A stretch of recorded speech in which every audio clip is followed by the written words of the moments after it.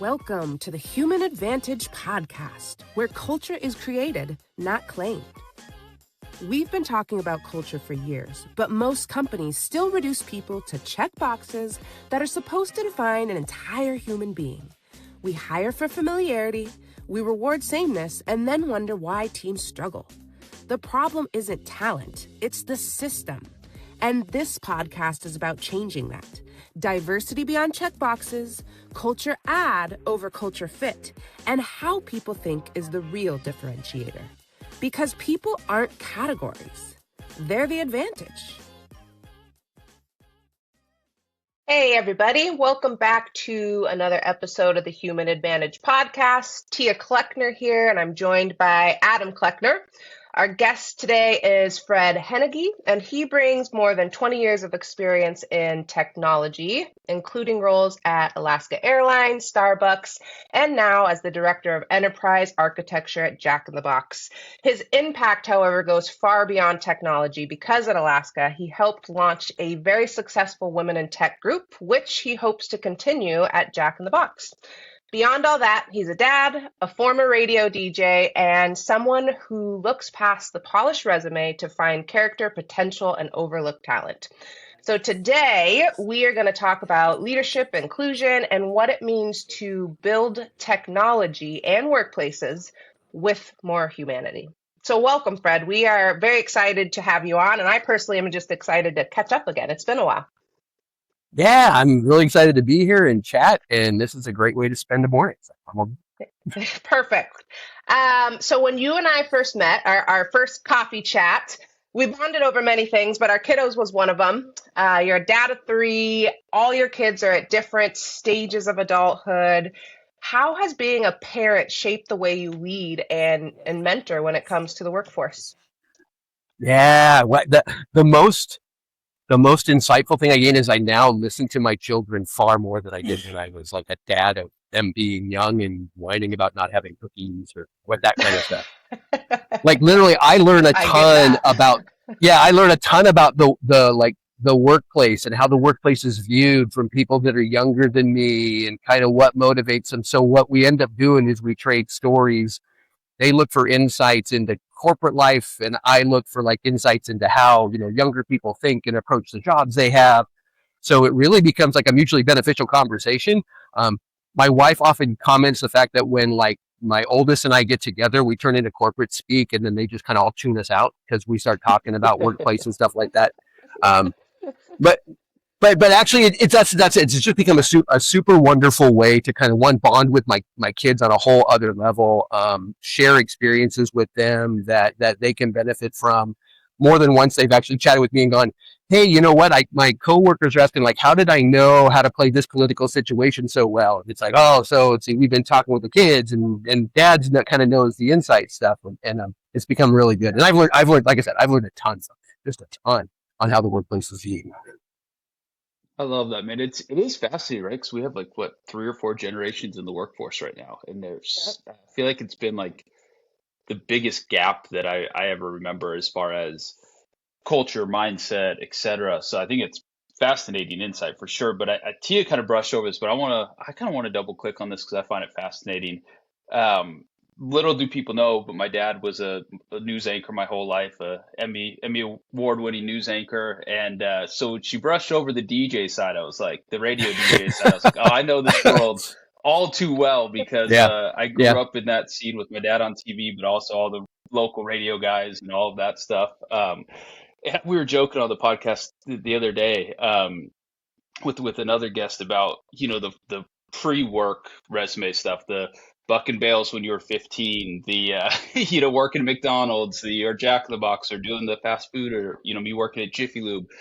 I think all of those things actually shape how we come into the workforce and our insights. So I'd love to just kind of, for my own insights, because it's fun for me, brush on that DJ bit and kind of what that taught you about people and kind of being able to put on that front. Yeah, so it started with, it came off in 2 phases for me. So just in high school, I had some friends who would DJ school dances.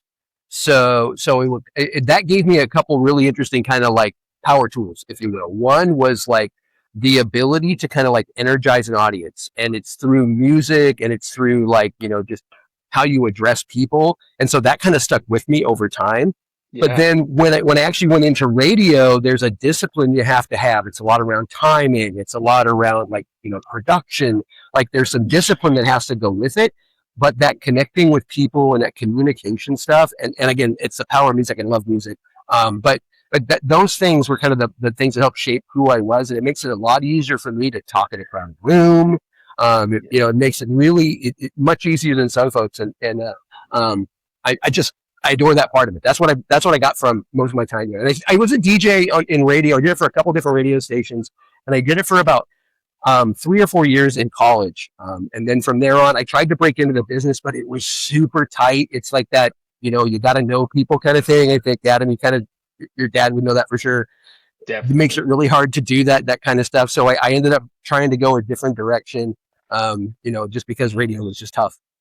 It is. You're 100% right on how hard it is to break into that. And you'd be amazed at what some of these local reporters get paid, basically minimum wage, just to break into it. My sister-in-law, funny enough, was a reporter. That's how my dad hooked them up, my brother and them up, and now she's in corporate communications. She left that world because of just how cutthroat it is. I mean, it is way more than people realize.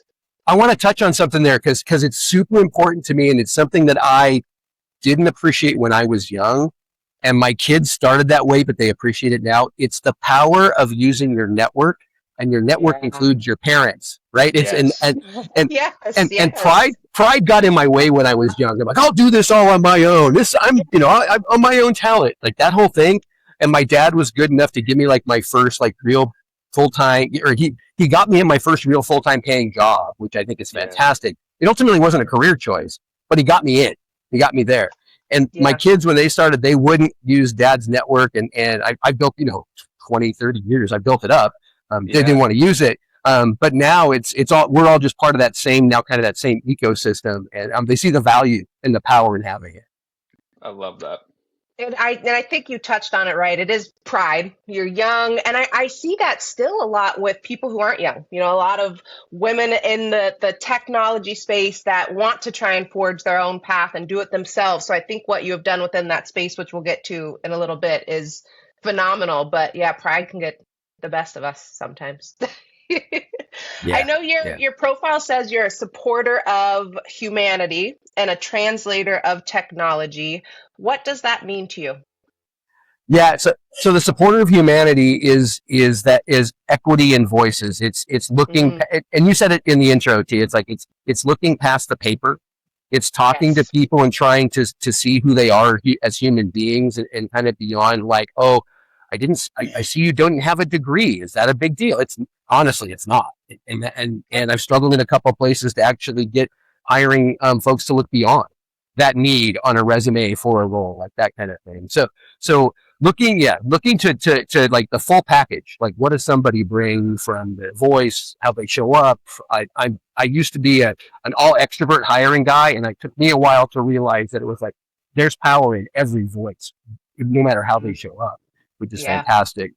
And then the translator of technology, and it really goes to the role I have. It's so long. My title's so long, I hate it. But it ends up really, it's just trying to get like business and technology to work together, and that's a lot of being able to translate both directions, being able to talk about technology to business people and what that risk might mean or something like that, and then being able to translate a business need into some type of technology that a software engineer needs to understand how to build a queue mechanism to do a thing. So I love that part. It makes my job so like entertaining day in and day out as a result of that. But that makes it a lot of fun. It's strange, Fred. It's almost like that's the human advantage, right? Being able to translate technology. I got to drop that in, but it's nice. You hit that one well for sure. Softball. You can pay me later. You set that one on the tee for me for sure. For sure. I will say though, one thing I love about your work and the way you approach things is, you look at those disruptors, you look at people with character, and like you just mentioned, it's so much with what we do too. We believe people are so much more than the resume. You can't judge somebody off of a piece of paper. It's almost impossible to truly understand or find those hidden gems based off of that piece of paper. And so I'd love your insight on kind of like, what do you notice when you're doing that that maybe others might miss, or what do some of those hidden gems maybe look like to you? Because in the world of AI automated resumes where everyone's looking the same these days, all looking, I do think there's so many hidden gems out there that aren't being seen. Yeah, and this I'll go back to my kids for a second, because we have this really interesting conversation around how does a resume get you into a conversation? So Yeah. you've got to be able to kind of craft the paper, and there's a lot of tools now to do it, by the way. Craft the paper Yep. to kind of get you past the gatekeepers, the technological gatekeepers, Yep. in the hiring cycle, right? So you do that, and so once you get past it, then you get into those first conversations. And I've found like these really interesting tension spots where, as a leader, it's like, oh, I want my HR folks to screen. And then I end up missing out on it because my HR folks are screening candidates that are like, oh, you're screening out things I'm looking for. And it's really hard for me to kind of explain to them what I'm looking for, what the nuggets are. Adam, what am I looking for? So I'm like, hey, just let me see the resumes, and then ask kind of these like 3 like very specific like knowledge related questions. Nothing about like just tell me what their answers were. So basically I take kind of some of the recruiters, what do I want to say in here? Recruiters bias out of it. Like them trying to read the candidate by giving them questions that they don't know what I'm asking anyway. So it kind of puts them all kind of at ill ease, I guess, to some extent. And then that lets them through to me chatting about it, or just taking everybody in and me being the first face they talk to.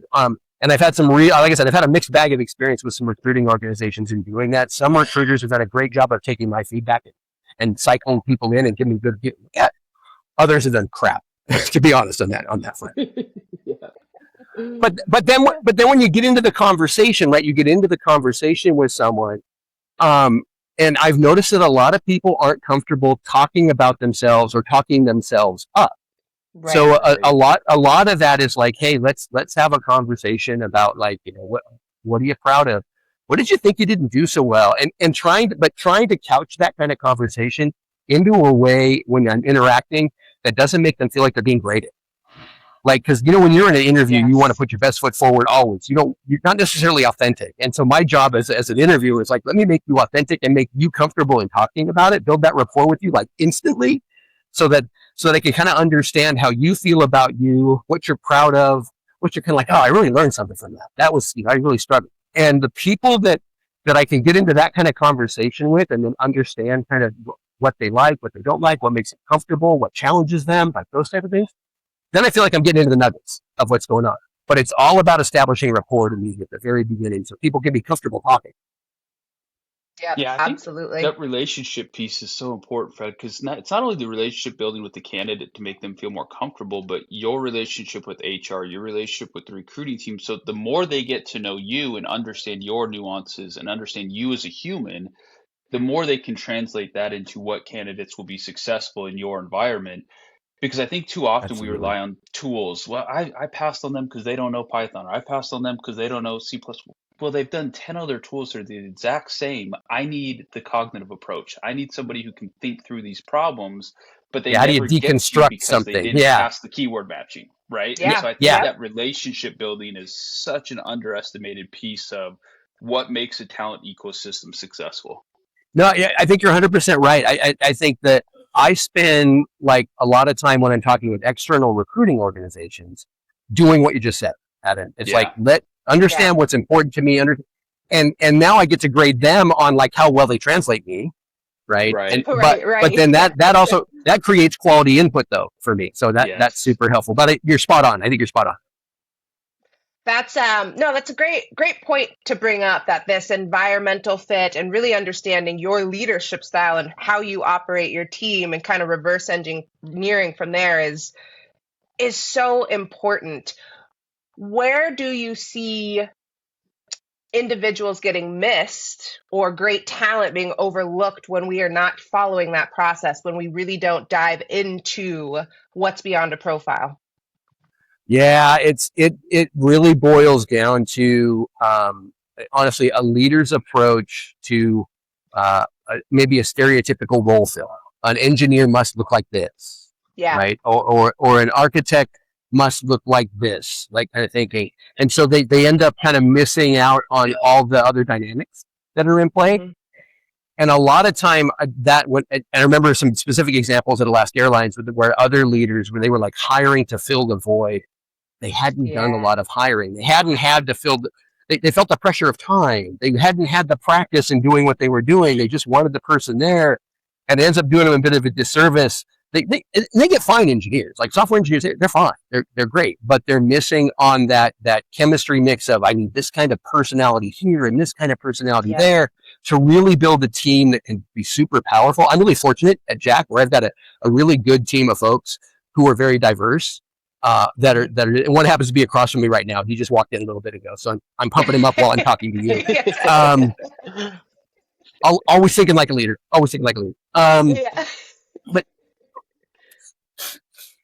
But that's the key. I think is you miss out on trying to think of your team while you're hiring an individual person, and you're thinking more about the role or the time or the bits and pieces that might be in your way to solve that problem. You focus on the wrong thing. That's the short way to say it.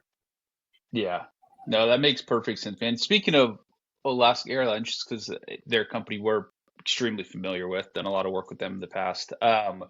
You helped start their Women in Tech group, which I think is awesome.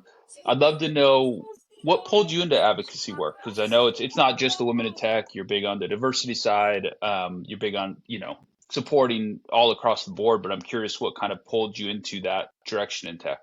Yeah, for in Alaska specifically, there were two things that drew me in. One was the kind of the eyes open, noticing the playing field wasn't level for women in tech and men in tech. No shock in that space. The other goes back to my kids. So my oldest is transgender. I have a son. People ask me about my three kids. They're like, what do you have? Like, I have one of each. I've got three kids, and I've got one of each. But it was like, how do I make sure the playing field for them is balanced, is equitable in that space? So between what I experience in the workplace and then having a family where I've got just diverse kids, it inspired me to actually go in and start taking part and become more of an activist, if you will, in that space. I love that. And it resonates so much with us because, interracial family, and I look at my kids and my upbringing and what I went through. And we talked about how do we want things to change, or how do we want things to look differently for them? And although there are so many different, diversity and inclusion programs and groups, some work and some don't. Right? Some are performative and some are actually focusing on inclusion beyond representation. So at Alaska and what you built, what made that group successful? What kind of impact did that make? Yeah, so part of it was organizational. Part of it was Alaska Airlines' willingness to say, hey, this matters. And you can see it in their brand today. Like they just believe. They're a company that believes in the power of diversity. And that is wonderful, and a cultural thing I look for in any company I go to look for. It's like number 2 or 3 on my list of things, right? So that's super important. The other thing is the fact that I get to sit with people who literally are all across this spectrum of gender, ethnicity, neurodivergence. Like, I had this whole audience of folks that were all wanting to take part in the same way. Just got really lucky that was the group that kind of coalesced around this space. Yeah. And that made just the energy next level for us to do it. And so we could create programs and try things and do things that Alaska Airlines would embrace. But these people and all these different, like I said, these different walks of life, they just, made it real. And that was just really lucky. It's lightning in a bottle to some extent. I don't know if I could capture it twice, but it was super powerful then. And you can. Bro, you'll be yeah. I know you can. I know you can. But I like think it. What we're touched on too is sometimes that allyship is uncomfortable, right? And it's tough to get in there and make change. And I think sometimes I look at allyship in the sense of say you have a neurodiversity ERG, being the neurotypical person in that neurodiversity ERG to learn, to understand, to create that empathy. I think sometimes being the only white person in the Black and Tech group, like, understanding and, you know, I think really being a male who's allying for women in tech groups, right? I think sometimes that discomfort is really what makes the allyship, right? And so I think Yeah. I'd love for you to just kind of double click on that because, you know, when you're talking about this, you make it sound easy. Oh, we started this thing. I saw Mr. Up. I did this.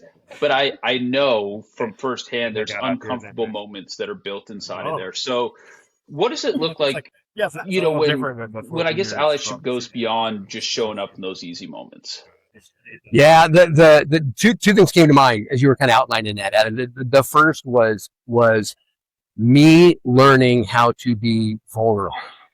Like me learning how to step back and go, yeah, it's not all about the white guy with the loudest voice in the room. Like you have to actively kind of work on that and then try to transform that into a superpower to share with others. And I think that was the journey I went on. And it wasn't easy. It wasn't an easy one.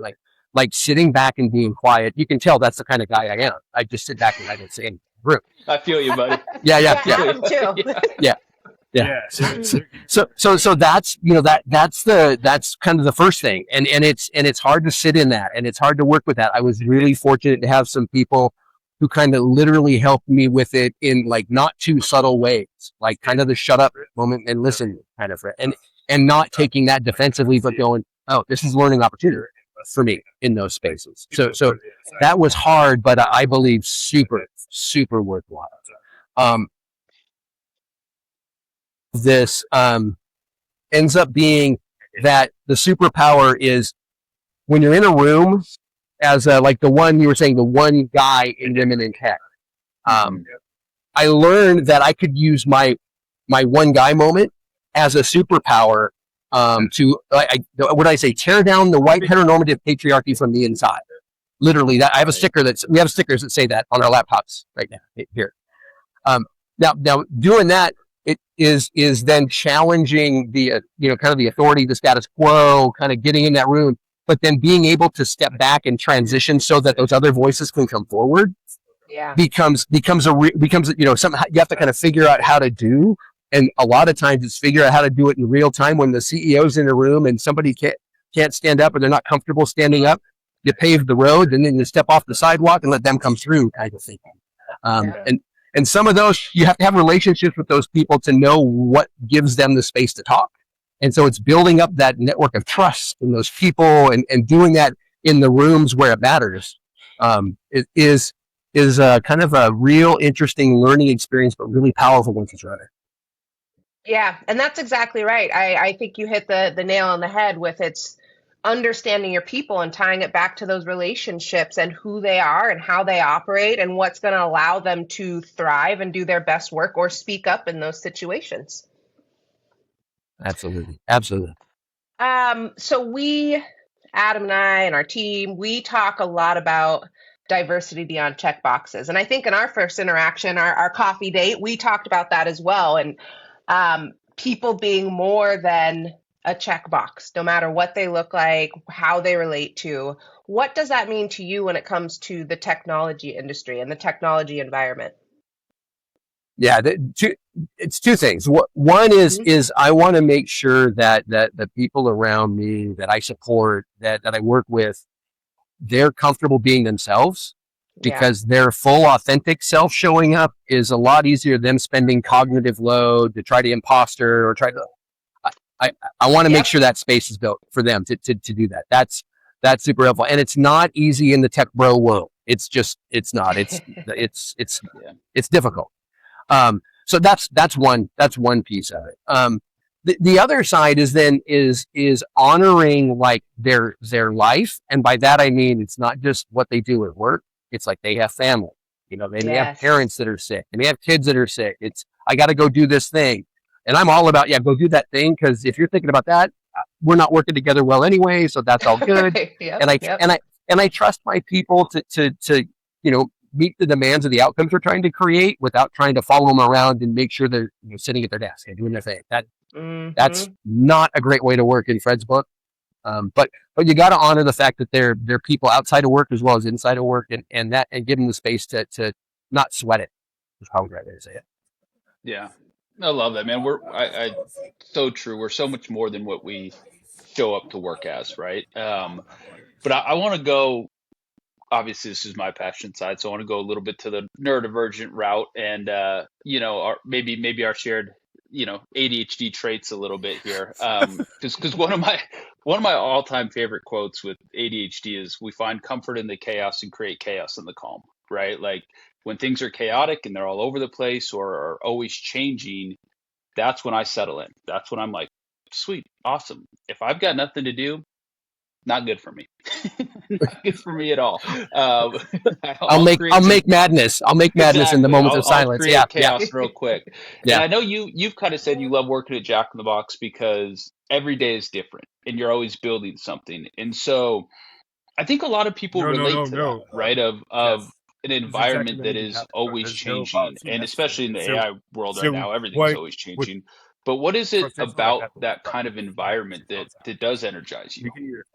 Yeah, I love to solve. To your point, I love Yes. I love to take the bits and pieces of a problem and try to turn it into something meaningful that other people understand. That gives me joy. It's like let me take chaos and make it understandable to the masses. I adore doing that, and I guess that's applied ADHD. That's really what it comes down to. That's doing it well.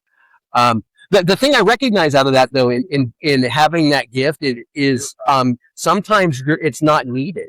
Like sometimes the what we're really doing is we're executing something with rigor, and that's everything. And that's not my thing. I've been a software engineer in past lives, and that's wonderful. I love the craft of doing so. That's awesome. But that pattern is something someone else thrives on. So then my job as a leader is like, oh, this is pattern stuff. Some people brings them great joy to work on pattern. I like creating a picture people understand. Other people like building from that. And it's that translation and movement works really well in the tech space because we're doing it, like to your point, we're doing it all the time and faster all the time. How do you make a picture that people understand so they can build the thing that actually provides value somewhere? So that's been kind of the method to my madness over time, I guess, and being able to take the different approaches people have, the different things that kind of bring them joy in their work world, and trying to either A, help them find it, or B, help them become comfortable that I can make it to their pattern recognition needs from my role. Yeah, it's so important, Fred, because I think we think too often that like, oh, you're just strategy, or oh, you deal with the chaos, so you're terrible at the operation side, or you're only good at this, so that's your. And it's like, yeah, maybe, but the environment matters, and why not let people lean into their strengths? And just because I'm not operationally focused, I hate checkboxes. That's why Tia and I make a great team, because she has lists on lists on lists that I would never remember any of it if she didn't create those. But I'm good at other things, right? And I think leaning into those strengths to balance out a team is what makes it successful. And just because maybe your strength isn't one side doesn't mean somebody else doing the operation side that's their niche. Let them joy out on that and carve into that. And I think that's how you reduce burnout. That's how you reduce turnover. That's how you let people enjoy their work because they're doing what they're good at. I think it's such a good point that shouldn't be brushed over. The wonderful thing about that I guess I've learned over time in that space is people want to grow, and sometimes they need to be able to experiment to grow, and sometimes those experiments aren't what they want. So there are like I've been a number of software engineers who are like, I want to become a manager, and I'm looking at them like, sure you do. And it's not a sure you do, you're not capable. It's a sure you do. Do you know what kind of crap we deal with? Kind of thinking. Yeah, exactly. You're sure you do. Yeah, absolutely. So you want to provide them the space to experiment, the space to do that. You want to give them like the real time feedback to say, hey, this is a communication thing. It's not like trying to solve a software engineering problem. These are people. People change by the minute. It's not like the technology works. But you got to give them a chance to learn and grow, and either stumble and fall or figure out they're really good at it. Like I've had both, which is great. But it used to be for the longest time you're supposed to be an engineer until you reach the most senior level, then become a manager, and then so that doesn't work. It's going like this all the time. You're doing this every day. The hardest thing, Fred, for us on the staffing side to staff is a former director of EP who wants to get back and be hands on the keyboard. And it's like, I don't want to manage people anymore. I tried it. That was what I was forced into. That was the evolution of my career. And then when they apply to a principal engineer role, everybody's like, Why would you want to take a step down? Like, it's not a step down. It's where It's they're a getting different back to what thing. they love, solving problems, Yep. being on the keyboard. Solving people problems and solving technical problems are two completely different worlds. It's Yeah, like yeah, we've gotta get back to normalizing that. yeah. I was at Alaska Airlines. I applied for a leadership role, and the vice president who was doing the hiring, they asked me, they're like, "Why do you want to manage people?" And I'm like, technology always has an answer. There's patterns, there's tools. It's pretty concrete, but people change every minute. And Yeah. that's back to the ADHD moment we were having a couple minutes ago. It's Yeah. like, that's fascinating to Fred. That's fascinating. What motivates you today versus tomorrow? And are you in the right place to contribute? I love that chess game. It happens in real time. It's awesome. Yep. Yes, totally. It's interesting though, because, and I'm going to ask this last question before Adam takes us to the lightning round. We've kind of touched on it. The next evolution of a person's career, typically within the tech space, is that people leadership, right? But we don't get the tools or training or education on how to lead like you do, how to uncover people's strengths and how they operate best. Where did you learn that from? And what would be your piece of advice for other leaders listening to learn how to do what you do? Oh my And I know gosh, you're what humble, that is! but I'm going to put it out there. No, that's a fantastic question because it's like immediately as you asked it, I'm like, oh my gosh, the person who made me most realize it was in like probably my first technology job, and I'm talking like 28 years ago. I had a manager who knew zero about the job I was doing, but she was my leader. And she was very honest and vulnerable about like, hey, I'm not sure, I know what the job's supposed to do, but I'm not sure how we're supposed to do it. So I want you to figure it out, and I will make sure you're successful in trying to do that. So she was very just, empathetic, a very, she wasn't like a strong, like, I'm going to go charge and knock down walls for you kind of person, but she gave me the core of what I wanted to be as a leader. I want to be an empathic leader. I want people to be able to feel free, like share and experience and do the kind of things. But that all just came from as an hourly job. It wasn't a great, fantastic technical job, but her presence and how she approached it started to give me an idea of like, this is what I would want to be when I become a leader. Now, of course, I went through all the journey we just talked about, where it's like I wanted to go be very senior and then jump to leadership because that's the generation I grew up in. It was that way. That's how it was supposed to exist. Very linear. But yeah, very linear. Yep. Yep. But then I had like some good bosses and some bad bosses, and eventually I ended up with another. And I don't think this is, by the way, a coincidence. Another female leader who I ended up with, I ended up becoming great friends with. We've known each other now for like 22 years. But she was the one who gave me a people leader opportunity, helped me kind of understand how to coach people through things like so. She started to give me the toolkit. Back to what you were saying, kind of the toolkit around how to operate as a people leader, which I don't think, honestly, enough people leaders do today. I don't think enough HR organizations do today. They don't equip their leaders with the tools to be successful, helping other people and supporting other people. I hate saying I manage and lead. I would much rather say I support in this case. Yeah. But people don't get the kit. And it's not a one size fits all. You've got to take what you need, understand kind of who you are at a core, and then apply what you can when you find yourself in the role, and have somebody to help guide you through the rough spots until you have enough experience on your own to kind of manage yourself. Yeah, no, that's awesome, man. All right, well, I'm going to kick us into our lightning round here, which is always going to be a struggle for us, Fred. So we both like to talk, but we'll keep it to a simple phrase or Fair word. enough. And I know we've touched a bunch on the human side here, but you are a tech leader, and I feel like we're in the age of not just memes, but and phrases, but like tools, phrases. Everything's a buzzword these days. So what's one technology phrase that companies are overusing? AI. Yeah, it's a no-brainer. Yes, that's good. Yep. Yeah. AI what? Yeah. We're joking on this with another. Just AI. Yeah. Just AI. Another architect, and he was like, "What do you mean by AI? That could be LLMs. It could be this. It could, well, what are we talking about here? Give me some machine context." learning, generative, exactly. natural language. Exactly. AI. All right, we'll get back to the human side here. So, what's one workplace habit that helps people feel included? Really simply, and particularly in a remote workspace, saying good morning, either directly or online. Say good morning.